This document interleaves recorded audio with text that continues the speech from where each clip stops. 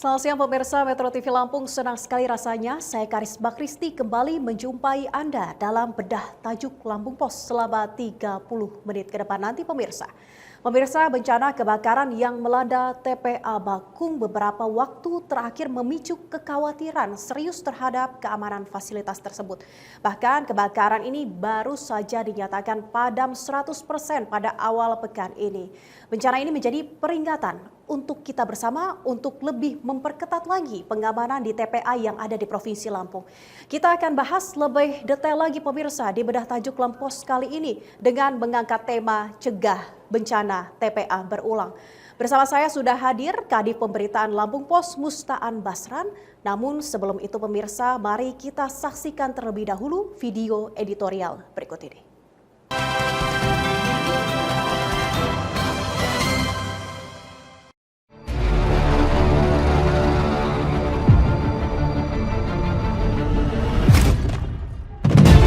Cegah bencana TPA berulang. Bencana kebakaran yang melanda tempat pembuangan akhir atau TPA Bakung di Kota Bandar Lampung beberapa hari lalu telah memicu kekhawatiran serius terhadap keamanan fasilitas tersebut. Kebakaran yang baru saja berhasil dipadamkan pada awal pekan ini seharusnya menjadi sebuah peringatan mendalam bagi pihak berwenang untuk lebih memperketat pengamanan TPA Bakung. Dengan musim kemarau yang masih berlangsung, diperlukan langkah konkret mencegah terulangnya tragedi serupa di masa depan. Kebakaran dahsyat di tempat pembuangan sampah itu tidak hanya menjadi bencana lingkungan semata, melainkan dapat mengganggu kehidupan masyarakat sekitar. Warga yang terdampak mengaku mengalami gangguan pernapasan akibat kualitas udara memburuk. Ancaman kebakaran serupa masih tetap ada. Mengacu perkiraan Badan Meteorologi, Klimatologi dan Geofisika atau BMKG yang menyatakan musim kemarau masih akan berlangsung dalam beberapa bulan ke depan, kekhawatiran terhadap keamanan TPA Bakung menjadi semakin mendesak. Periode kemarau biasanya meningkatkan risiko terjadinya kebakaran hutan dan sampah dapat mengancam fasilitas ini. Pentingnya langkah-langkah pencegahan tidak dapat diragukan. Pihak berwenang seperti Dinas Lingkungan Hidup setempat harus meningkatkan pengawasan dan pemantauan TPA Bakung secara rutin dalam konteks perkiraan kemarau yang lebih panjang dari biasanya. Menempatkan petugas pembantu serta pemasangan peralatan pendeteksi dini kebakaran menjadi hal mendesak. Mengingat potensi bencana kebakaran yang dapat saja sulit terkendali, maka peningkatan kapasitas personel yang terlatih dalam penanganan bencana kebakaran juga harus menjadi fokus.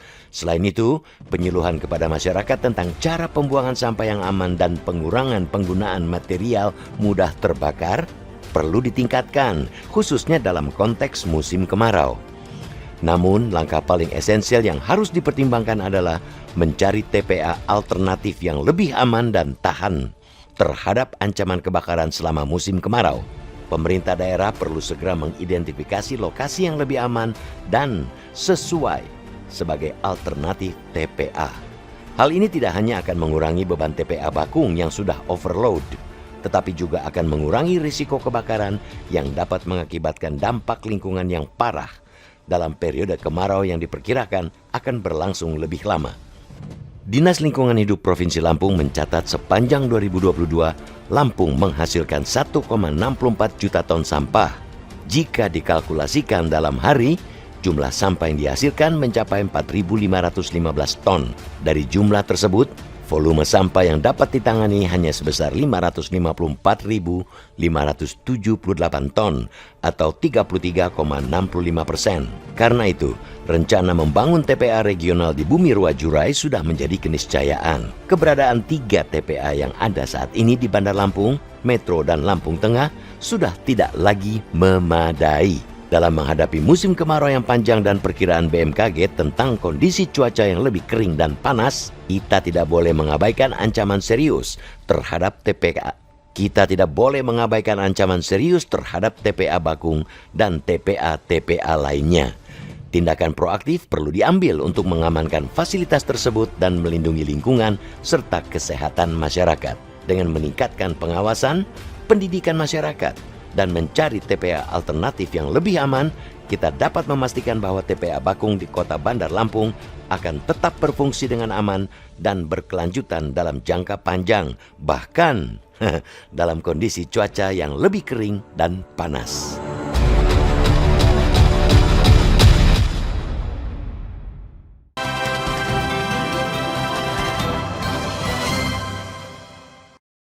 Bang Mustahan Basran, kita mengangkat tema ini cegah bencana TPA berulang. Kenapa tajuk ini diangkat, Bang? Karena memang ini ya ada kejadian terbaru itu TPA Bakung. Itu TPA salah satu TPA terbesar di Bandar Lampung itu ya. Terbakar hampir selama 1 pekan. 1 pekan itu bahkan luasannya hingga 3 hektar. 3 hektar itu ini kalau tidak cepat segera dilakukan, khawatirnya akan melebar terus dan melebar terus. Justru nanti akan mengakibatkan kebakaran di luar TPA. Belum lagi akibat kebakaran itu sendiri udah mulai ini asapnya sudah mulai mengganggu aktivitas warga sekitar segala macam. Nah, inilah yang kita harus jadikan, sekarang harus ada penanganan, tapi selanjutnya kita harus ada upaya pencegahan untuk itu. Ini disebutkan bahwa ini juga bisa menjadi peringatan keras untuk kita bersama ya, Bang Aan ya. Masyarakat, pemerintah dan juga stakeholder terkait seperti itu ya. Sebenarnya apa peringatan yang sebenarnya harus kita evaluasi ke depannya? Nah, itu ada beberapa tingkat ya. Kalau pemerintah memang harus kesiapsiagaan ya, dalam hal ini pengelolaan tata kelola sampah yang benar-benar mumpuni gitu.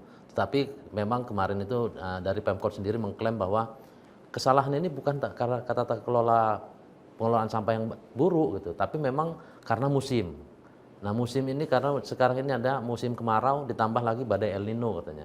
Jadi cepat memicu kebakaran pada saat terjadi gesekan dengan gas metana yang ada di tumpukan sampah. Tumpukan sampah itu kan menghasilkan gas metana gitu ya, yang memang mudah terbakar. Atau kemungkinan ada puntung rokok yang dibuang atau sembrono pekerja di lingkungan TPA itu yang tidak mengerti tentang hal itu juga harus ada edukasi kepada mereka. Tapi dalam hal ini juga pemerintah juga jangan terus menyalahkan musim. Artinya mereka juga harus mitigasi atau pencegahan terhadap kalau menghadapi musim seperti ini di waktu berikutnya kan gitu. Itu harus ada pencegahan di situ gitu. Makanya kita tetap mendorong pemerintah untuk ayo dong kita harus ada pencegahannya nih gitu. Bang Aan, ini kita juga tahu bahwa pemadaman api bukan sehari 2 hari, tapi hampir sepekan malah gitu ya, Bang Aan. Kenapa seperti itu, Bang Aan? Kenapa lamban sekali? Artinya gini, kalau klaim dari pemerintah kota itu hampir 2 juta liter air yang disiramkan ke TPA itu ya untuk memadamkan api. Tapi karakter kebakaran di TPA itu sama seperti di lahan gambut. Artinya dia di permukaan itu sudah padam, tapi di dalam masih ada bara-bara yang memang masih membakar tumpukan-tumpukan sampah di bawah ini. Apalagi ditambah dengan banyaknya gas metana yang bakal memicu makin besarnya kebakaran yang ada di situ gitu. Makanya terjadi lamalah ada kendala dalam pemadaman apinya itu. Bang Aan, kita akan lanjutkan lagi pembicaraan kita ya, Bang Aan ya. Pemirsa Metro TV Lampung, kami akan masih membahas tajuk kali ini dalam cegah bencana TPA berulang. Namun Anda jangan kemana-mana, tetap saksikan bedah tajuk Lampung Pos.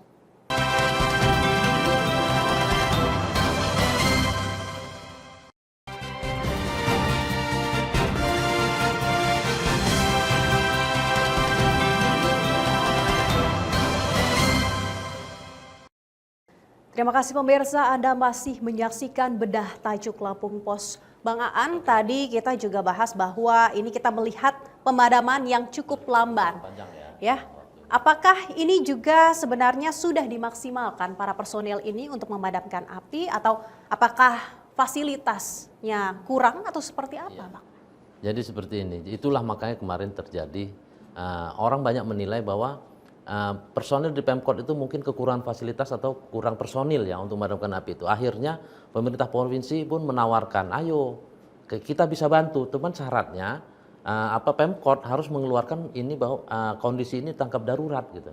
Kebakaran TPA Bakung tanggap darurat. Baru setelah itu Pemprov bisa memberikan bantuan, bahkan pemerintah pusat memberikan bantuan mungkin berupa bom air gitu ya, seperti itu, atau dengan alat-alat canggih lainnya untuk memadamkan api itu. Misalnya ya salah satunya adalah bom air itu, kemudian misalnya bisa dengan alat berat yang bisa membalikkan supaya apa kebakaran di bawah, di bagian bawah itu bisa terangkat dan bisa dipadamkan gitu. Tapi Pemkot memang kekeh, dia mengklaim bahwa ini belum tanggap darurat, belum cukup untuk dilakukan tanggap darurat karena Pemkot bisa memadamkan itu dengan segera. Tapi ternyata buktinya memang hampir sepekan kan, dari hari Jumat sampai selesai itu di hari Minggu gitu. Artinya sepekan lebih 2 hari gitu memadamkan ini. Tapi ya Pemkot namanya Pemkot, mungkin itulah kita sempat mengangkat di apa namanya koran kita kemarin itu sebenarnya tekan ego dari masing-masing pihak yang berkepentingan di situ gitu, pemangku kebijakan di situ untuk bisa bersama-sama memadamkan api ini. Artinya Pemkot harus menekan ego kalau memang tidak mampu, artinya ya, kalau bukan tidak mampu lah, kalau memang kesulitan dia harus ayo loh segera minta bantuan gitu. Tapi Pemprov juga jangan memaksakan, ini harus, jadi seolah-olah nanti apa namanya mereka khawatir takut disalahkan masing-masing gitu. Ya ini kan apalagi mungkin namanya pemerintah kan pasti ada unsur-unsur politik, jadi ya itulah akhir korbannya adalah kebakaran yang dipadamkannya terlalu panjang gitu, terlalu lama gitu. Sampai akhirnya kemudian terdampak pula ke masyarakat sekitar. Mereka mulai kena ispa, batuk ya, kena ispa, kemudian ada yang mulai gatal-gatal seperti itu kan ya. Khawatirnya kan nanti misalnya ada air yang disiram tidak padam-padam kebakaran itu, tapi siram terlalu banyak, airnya netes ke sumur warga gitu. Nah itulah makanya memang harus ada menekan ego itu. Apakah memang Pemkot kalau memang kurang personil dan kurang peralatan harus mengakui gitu. Pemprov juga harus fair untuk melihat bahwa ini di mana kendalanya gitu. Sebenarnya gambaran kondisi seperti apa sih Bang Aan ketika kita bicara ini sudah tanggap darurat, itu kondisinya seperti apa? Ukurannya ada tolak ukurnya tidak? Mestinya tanggap darurat itu kan memang ada aturannya sebenarnya ya. Tanggap darurat itu pernah dilakukan di Bali ya. Di Bali ada TPA salah satu di Bali itu yang mungkin ada jangka waktu pemadaman yang tidak selesai juga gitu. Sebenarnya kalau udah 1 pekan kebakaran itu tidak terselesaikan juga, itu sudah bisa dinyatakan tanggap darurat oleh pemerintah daerah setempat, artinya pemerintah kota atau kabupaten. Dari situlah mereka harus bisa menilai kalau memang kebakaran sudah meluas gitu. Ini kan udah hampir 3 hektar gitu. 3 hektar itu artinya di situ memang sudah mulai ada batas-batas kalau istilah orang sekarang ini udah mulai ngeri-ngeri sedap tuh, bakal meluasnya seperti apa kan seperti itu. Dari sinilah memang mesti pemerintah Kota Bandar Lampung mengakui ada kendala di situ dan mereka menyatakan tanggap darurat. Ada indikator-indikator seperti itu, salah satunya itu tadi keluasan dan lamanya upaya pemadaman. Oke, baik. Dalam tajuk kali ini juga disebutkan ya Bang Aan bahwa langkah paling esensial yang harus dipertimbangkan adalah mencari TPA alternatif yang lebih aman dan tahan terhadap ancaman kebakaran selama musim kemarau. Sebenarnya gambaran TPA yang dimaksudkan ini seperti apa? Apakah ada di Provinsi Lampung ini? Ya, kemarin sempat di TPA itu mulai digagas ada di daerah Natar, Lampung Selatan. Yang lebih TPA Bandar Lampung, tapi mereka menggunakan lahan di Lampung Selatan di Natar gitu loh. Inilah yang harus menjadi kendala dan harus difasilitasi oleh pemerintah provinsi. Kemarin sudah sempat ada MOU tentang pengelolaan sampah di TPA di Natar gitu loh. Tapi sampai sekarang memang belum ada, akhirnya pemerintah Bandar Lampung kembali lagi ke TPA Bakung gitu loh. Dan sebenarnya ada beberapa program yang tidak dijalankan. Sebenarnya kalau menurut salah satu akademisi ya, pakar lingkungan, akademisi lingkungan di Unila itu, memang pengelolaan sampah ini harus terpadu gitu loh. Pemerintah tidak bisa sendiri untuk melakukan itu. Harus dilakukan dengan misalnya dengan LSM, dengan akademisi untuk mengelola sampah ini bagaimana supaya tidak menumpuk dan mudah terbakar. Dulu sempat ada rencana untuk mendirikan misalnya pengelolaan sampah plastik menjadi aspal. Nah, seperti itu. Itu kan daur ulang, ada solusi di luar harus mengubur sampah itu di dalam tanah gitu. Kalau memang sampah yang tidak terurai kan masih bisa didaur ulang gitu loh. Misalnya pemulung itu sendiri mereka bukan digerakkan oleh pemerintah untuk mengumpulkan sampah dan menjualnya untuk daur ulang. Mereka karena kebutuhan mereka gitu. Dan pemerintah sebenarnya harusnya memfasilitasi mereka atau membuatkan semacam pabrik daur ulang dari sampah-sampah yang tidak dapat terurai itu gitu. Kalau alternatif ada, tapi sebenarnya alternatif itu juga akan menimbulkan masalah di tempat itu lagi gitu loh. Sebenarnya yang terbaik adalah solusinya adalah dengan pengelolaan yang baik, salah satunya dengan melakukan daur ulang sampah. Menurut Bang Aan seperti apa saat ini? Apakah sudah baik gitu ya pendaur ulangan sampah di Provinsi Lampung ini atau sebenarnya masih belum bisa dikatakan sampai baik? sekarang sama sekali tidak ada daur ulang. Adanya adalah kelompok-kelompok ibu-ibu ya sekarang yang melakukan bank sampah misalnya kan gitu.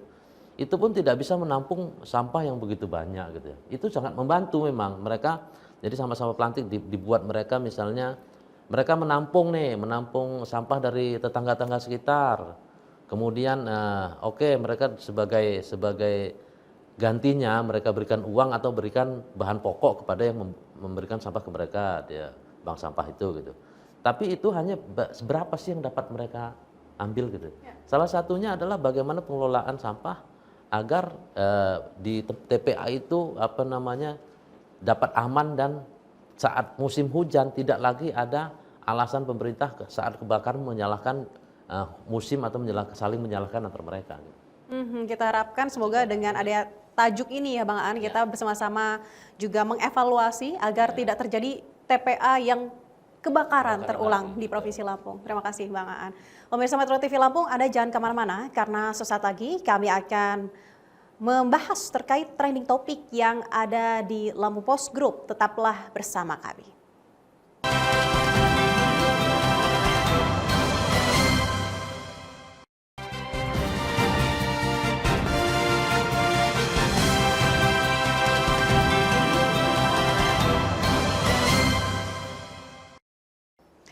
Terima kasih pemirsa, Anda masih menyaksikan Bedah Tajuk Lampung Post. Pemirsa, kami akan membahas terkait trending topik yang ada di Lampung Post Group, mulai dari lampos.co, lampungpost.id, dan juga Radio Sai 100 FM.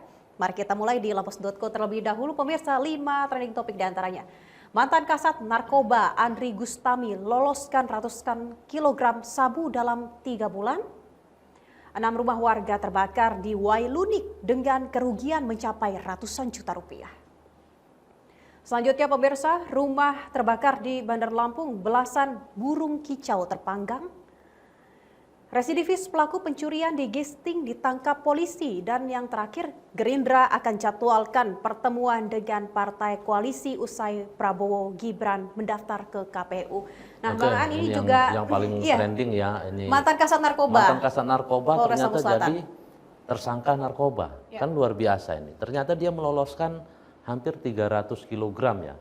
300 kg sabu. Ini kan memang luar biasa. Ini aparat yang seharusnya dia menjalankan untuk bisa menegakkan hukum tentang peredaran narkoba, justru dia melakukan pelanggaran dan dia menggunakan wewenang dia sebagai pejabat di kepolisian untuk bisa melakukan pelanggaran itu. Ini kan luar biasa. Artinya memang harus ada semacam tambahan hukuman ya untuk mereka. Ada beberapa kasus yang besar lainnya sebenarnya tingkat nasional, misalnya ada mantan Kapolda Sumatera Utara ya, Teddy Minahasa gitu. Itu juga kasus narkoba segala macam ini. Nah ini kan selain mereka ada beberapa kerugian yang didapat dari tindakan mereka itu. Yang pertama adalah merusak anak bangsa ya, karena narkoba merusak anak bangsa. Kemudian merusak citra kepolisian sebagai alat negara dalam bidang keamanan dan penegakan hukum. Ini kan artinya memang luar biasa bagaimana pemerintah harus mengembalikan kepercayaan masyarakat lagi kepada kepolisian. Kemudian yang ketiga adalah sebagai perwira mereka harus memberi contoh kepada anak buahnya, bintara-bintara itu untuk kalau memberi contoh yang jelek ini artinya memang akan ada timbul hal yang buruk terhadap citra dari kepolisian itu sendiri gitu. Dan ini harus dikembalikan. Nah, itulah makanya harus ada tambahan hukuman terhadap aparat yang melakukan pelanggaran hukum ini gitu. Semoga kedepannya tidak ada lagi kasus-kasus seperti ini ya. Jerahnya gitu ya. Bang Aan ya, baik kita akan beralih ke lampungpos.id ya Bang Aan ya. 5 diantaranya pemirsa, 3 capres, Anies, Ganjar, Prabowo sudah resmi mengumumkan pasangan calonnya masing-masing. Selanjutnya serapan anggaran kabupaten kota dalam memenuhi target serapan anggaran hingga akhir tahun. Dan yang selanjutnya ini pemantauan dan juga tim siaga Satgas yang dijadwalkan untuk di TPA Bakung. Selanjutnya kelanjutan rekrutmen P3K usai pendaftaran dan yang terakhir konflik Palestina-Israel. Oke, yang kita pilih pertama adalah capres ya, pilpres ya, yang masih hangat-hangatnya ini pilpres nih. Ini artinya jadwal pendaftaran KPU itu diberikan hanya 5 hari dari tanggal 20 hingga tanggal 25 ya, Jumat sampai Rabu. Itu hari Jumat itu pasangan Anies Baswedan dan Muhaimin Iskandar itu yang sudah lebih dulu deklarasi di awal September, mereka mendaftarkan pagi hari. Kemudian sore harinya mendaftar pasangan Ganjar Pranowo Mahfud MD yang dideklarasikan sehari sebelumnya itu, mereka daftar siang hari. Nah ini dari hari Sabtu sampai hari Senin, sampai hari Senin kemarin, itu memang ditunggu-tunggu siapa pasangan Prabowo ini sendiri gitu. Ternyata dikeluarkan pasangannya adalah Gibran, wali kota Solo gitu loh, sekaligus anaknya Presiden Jokowi. Nah akhirnya diputuskan bahwa dideklarasikan bahwa kedua pasangan itu, dan rencananya besok akan mendaftar di KPU untuk sebagai capres dan cawapres. Ini kan sangat luar biasa ya, dan ini kita meminta tanggapan dari partai-partai yang ada di daerah. Apa sih sikap mereka dengan sudah adanya pasangan-pasangan capres ini gitu loh? Apakah memang semakin semangat untuk meraup suara dari pilpres ini gitu? Dan bagaimana mereka juga membagi agar suara itu juga masuk ke caleg-caleg yang mereka calonkan di pemilu legislatif. Bang Aan, ini menarik sekali ya. Menurut Anda seperti apa ini pasangan-pasangan dari para calon ini, Bang Aan? Nah ini memang capres-cawapres ini memang beragam asal dan beragam pandangan orang ya. Yang pertama Anies Baswedan Muhaimin Iskandar itu Anies dari kalangan akademisi pendidikan gitu ya, dia mantan rektor Paramadina, kemudian mantan gubernur Jakarta, kemudian mantan Menteri Pendidikan di era Jokowi juga. Muhaimin Iskandar juga dia adalah dikenal di kalangan santri NU gitu, dia mantan anak dari pendiri NU gitu. Kemudian di Ganjar Pranowo itu adalah politikus PDIP dan juga pernah dia mantan gubernur Jawa Tengah gitu. Pasti ada kiprahnya di situ. Kemudian Mahfud MD juga mantan Menteri Menko Polhukam segala macam gitu. Dan yang terakhir adalah Prabowo kita ketahui bahwa dia adalah mantan masih Menteri Pertahanan sampai saat ini, dan wakilnya adalah Gibran yang mantan wali kota Solo gitu. Ini kan sangat beragam asalnya gitu. Ini setiap pasangan mungkin memiliki kekuatannya masing-masing ya, Bang Aan ya. Baik, kita akan lanjutkan di Trending Topic SAI 100 FM. 5 diantaranya pemirsa, Gigi Hadid dikecam Israel gegara dukung Palestina. Dan yang selanjutnya ada daftar film horor terbaru di bioskop pada Oktober 2023 ini pemirsa. Selanjutnya sinopsis film The Devil on Trial, dokumenter inspirasi Conjuring 3. Selanjutnya Gigi Hadid dan Bradley Cooper dirumorkan makin hangat, dan yang terakhir kucing Orange Goose hadir di The Marvels. Ini seperti apa Bang Anda melihat konflik Palestina-Israel? Palestina-Israel juga ternyata sudah mulai menggait artis-artis untuk memberikan komentarnya gitu ya. Terutama memang sangat wajar jika salah satunya Gigi Hadid ya. Gigi Hadid ini memang sangat wajar dia mendukung Palestina karena memang dia berasal dari Palestina orang tuanya kan gitu ya. Apa yang akhirnya dia menjadi artis di Hollywood gitu.